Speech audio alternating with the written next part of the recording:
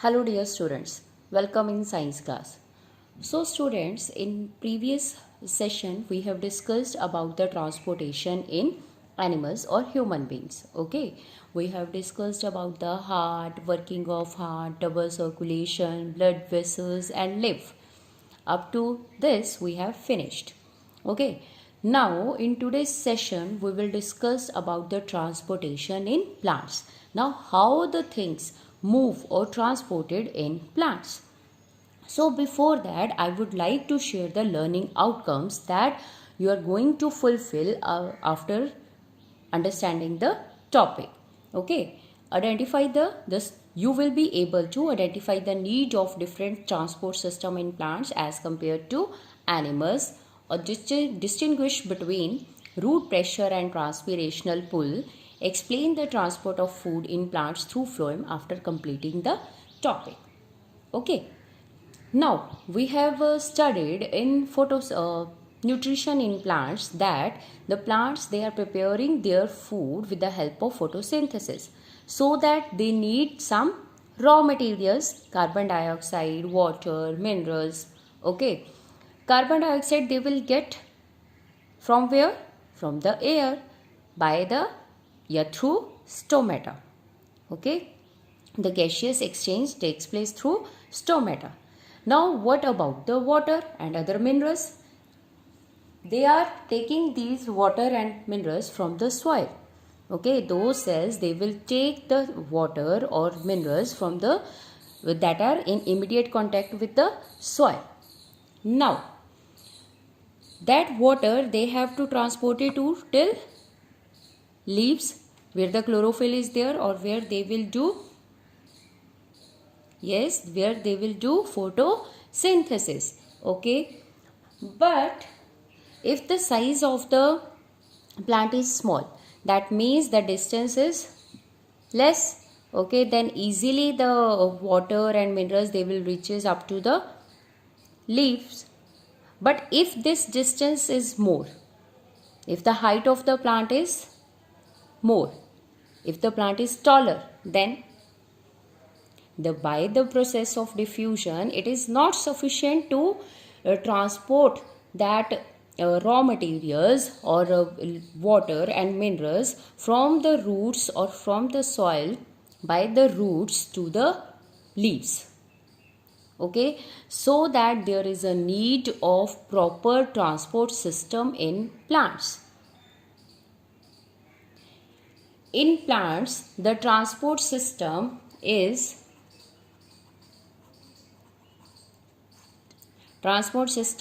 made up of two types of conducting tissues that are called xylem and phloem. This we have discussed in 9th standard also. Xylem and phloem, these are called conducting tissues. These help in conduction of water and minerals and the food in the plants. These are called conducting tissues, or it is called vascular tissues. Okay, so in plants, transport of water and minerals and food is done by a system called conducting tissue or conducting system. Okay, the parts are xylem and phloem. Xylem, the further components of xylem are vessels, tracheids, xylem parenchyma, xylem fibers, phloem, sieve tubes, companion cells, phloem parenchyma, phloem fibers. That all we have done in 9th standard. The xylem helps in the transport of water and minerals. Okay, and the phloem helps in the transportation of food. Now, the question arises, what about the energy requirement of the plants? Is their required energy as much as the human beings are required, or their energy requirement is less? Now students, listen, plants have low energy needs as they do not perform physical activities, as they can't be able to move or they do not move. They have a large proportion of dead cells in many tissues, as we have discussed in 9th standard, meristematic tissue, permanent tissue, only the meristematic tissues, they are having the ability to divide. So many of the portion of the plant is made up of dead cells. That's why the plants, they are having low energy needs. In plants, the transport system will move energy that is stored from leaves and raw material from roots. Means the one system carries the food or energy and the other system carries the water and minerals. And these two pathways, means these two conducting tissues, xylem and phloem, they work independently. Okay, now we will start with the transport of water. Students, listen. In xylem tissues, vessels and tracheids of root, stem, leaves, they all are interconnected. Okay, and they will form a continuous system of tubes. Okay, so that the water absorbed by the roots, by that vessels goes to the stem and then to the leaves. As in our houses, there is a pipe system in which the water is flowing. Okay. Now in the transport of water, two forces are there that are working together in transportation of water from roots to leaves. Okay, the one is the root pressure and one is the transpirational pull. Root pressure, it's like a push.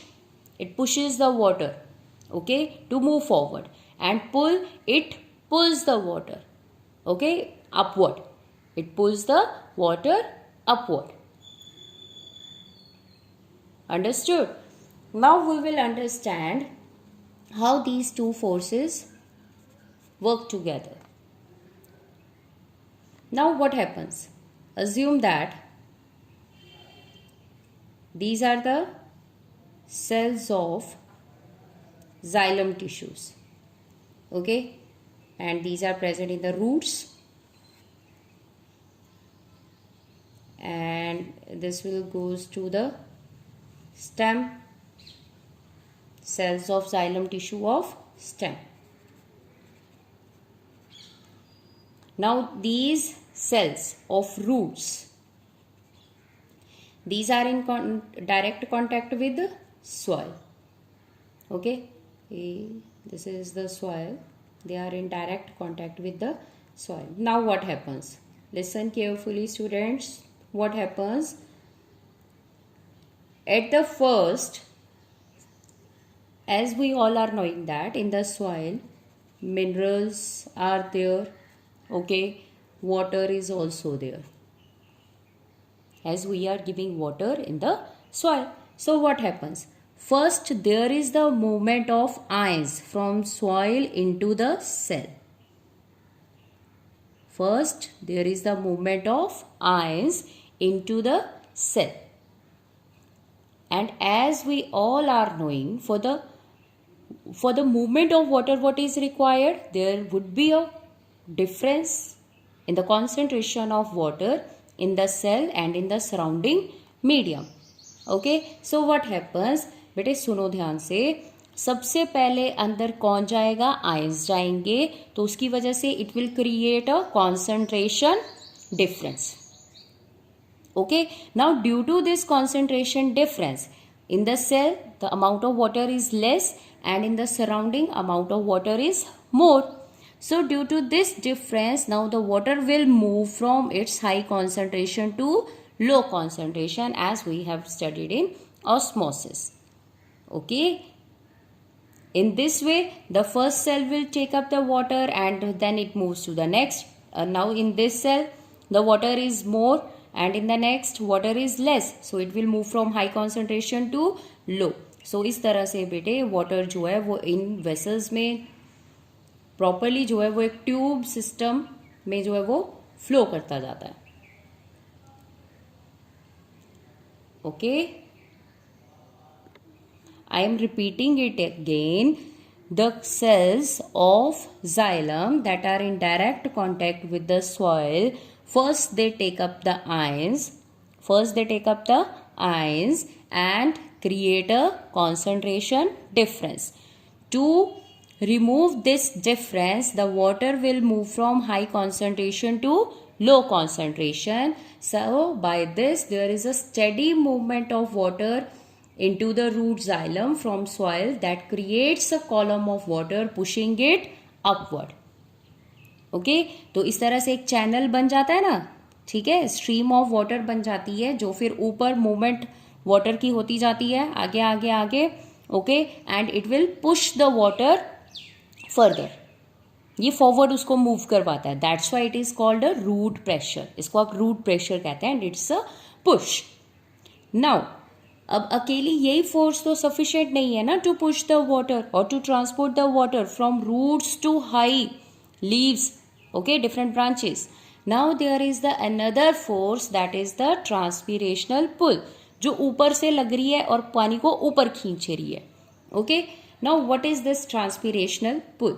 As assume that this is the stem. Okay, here the leaves are there and in leaves tiny pores are there that are called stomata. Now what happens? Through these stomata there is the transpiration takes place. Means there is the loss of water in the form of water vapor through these stomata. Okay, what is transpiration? What is transpiration? That is the loss of water in the form of vapors from these leaves. That is called transpiration. Now what happens? When from here the excess of water will remove.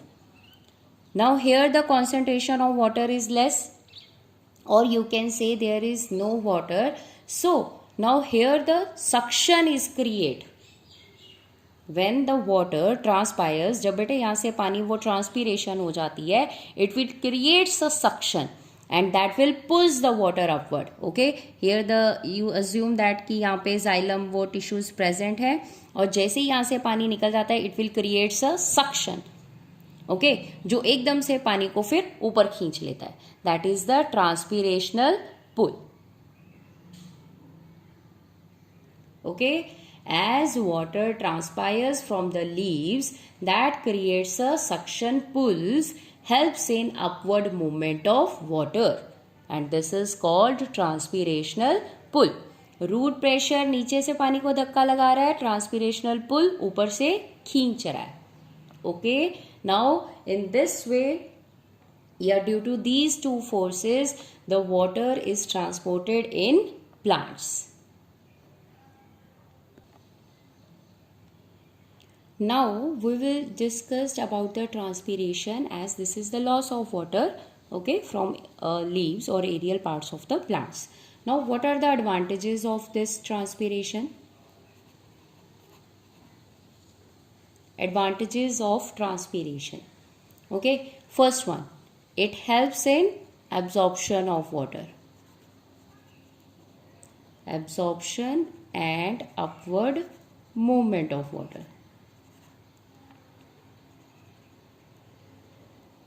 Upward movement of water and minerals also. How? देखो क्या होता है, if the excess water will remove, तभी तो यहाँ पे जगह खाली होगी और नीचे से और पानी ऊपर आएगा. That's why it helps in absorption. And how it helps in upward movement of water? By creating a pull. That is the transpirational pull. The second, it helps in regulation of temperature or regulating temperature of the plant. Okay. Third, it maintains a constant. It maintains a constant supply of ions. Constant supply of ions to the leaves. Okay. And the last one, it removes excess water.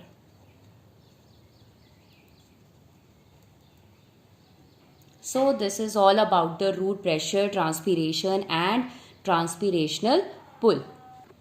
Now students, can you give me the answer among these two, root pressure and transpirational pull?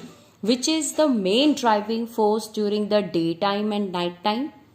As the transpiration, it occurs through stomata. Okay, so during the daytime, what happens? Stomata are open. Okay, so the transpiration will takes place. So which one is the major driving force? That is the transpirational pull. The major driving force for the movement of water, that is the transpirational pull. Now what happens at night? The stomata are closed and the transpirational pull or transpiration will not takes place. Then what happens? Which one is the major driving force? That is the root pressure. So at the night time, the root pressure helps in transportation of water, mainly helps in the transportation of water, and at daytime root pressure is also there. Okay, but which one is the main driving force or mainly responsible for the transportation of water? That is the transpirational pull. So this is all about the transportation of water in plants. Now students, please listen. This is ascent of sap. What is ascent of sap? This is extra for you. Okay. This is upward movement of water from roots to leaves. Okay, at the top against the gravitational pull. हो क्या रहा है? पानी देखो यहाँ से ऊपर को चढ़ रहा है अगेंस्ट द ग्रेविटेशनल पुल. नहीं तो ग्रेविटी क्या करती है? उसको नीचे खींचेगी ना. But it moves against the gravitational force. That's why and that this movement of water is called ascent of sap. Now our next topic is transport of food. Okay, now there is need to understand this one, that the transport of soluble products. Why this is called soluble products? Because it at last it will form carbohydrate, glucose, and that get easily dissolved in water. Okay, so in the dissolved form they carries from leaves to different parts of the plants. That's why it is called soluble products of photosynthesis from leaves where they are formed, and to other parts of the plants where they will get utilized is termed as translocation. Okay, मतलब food जो बनता है leaves में वो बनता leaves में है पर यूज डिफरेंट पार्ट्स में होता है. So this movement or this transport of these soluble products of photosynthesis is called translocation.